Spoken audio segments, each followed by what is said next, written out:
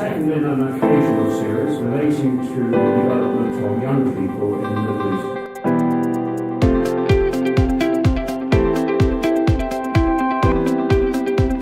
And the topic for discussion tonight is the role of youth in the reconstruction of Iraq. I would like to introduce Dr. Rana Mansour, who is an academic with Chatham House.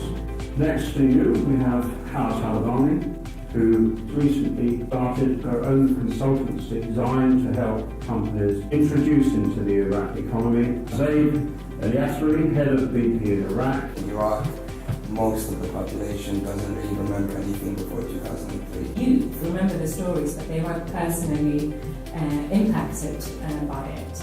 And in a way, there's not that sense of entitlement that just because you suffered and you're part of the opposition, you now need to be reaping the benefits. It is about providing that investment environment, because in return that will effectively improve the society and improve capability. I think it's important to say, again, to reply, the security situation in most parts of Iraq is better than it's ever been since 2003. But can they actually bring about a change? And these are the questions that the youth are looking for. If I invested in Iraq and I opened a business there, would I be able to get the source to run it? Is there actually an appetite for Brits to be running around Iraq, or are we not? How are you seeing the return to the diaspora, and does that have any social impact? The education system in Iraq is probably the best in the Middle East. I just wonder whether you would give us a feel for what it's like now. So what is the role of the private sector in enforcing and reforming the public institution in these countries? I think first we need to understand where power lies in Iraq and whether those sources of power can actually bring about change.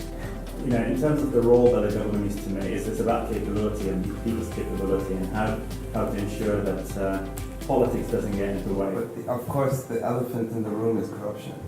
And how much of the 100 million actually goes to the people? The role that the government needs to work to boost the private sector. They need to work in terms of enforcing all the legislation. Every Iraqi has also an opinion on Brexit, and they sympathize with parliaments that can't really work.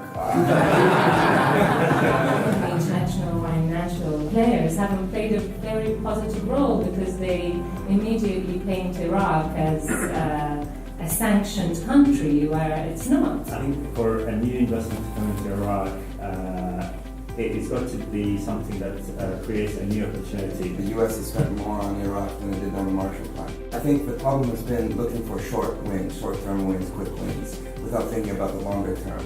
That really has been a fascinating walk through, and I found it absolutely superb. Thank you very much.